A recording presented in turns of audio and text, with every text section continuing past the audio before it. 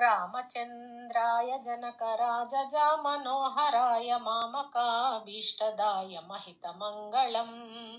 रामचन्द्राय जनकराजजामनोहराय मामकाभीष्टदाय महितमङ्गलम् कोसलेशाय मन्दहासदासपोषणाय वासवादिविनुत सद्वराय मङ्गलम्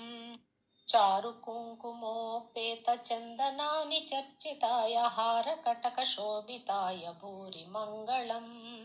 ललितरत्नकुण्डलाय तुलसीवनमालिकाय जलजसदृशदेहाय चारुमङ्गलम्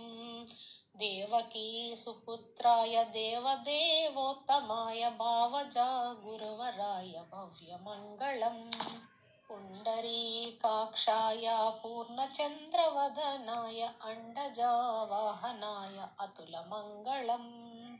विमलरूपाय विविधवेदान्तवेद्याय सुमुखचित्तकामिताय शुभदमङ्गलम्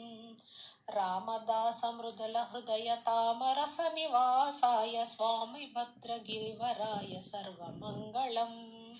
स्वामि भद्रगिरिवराय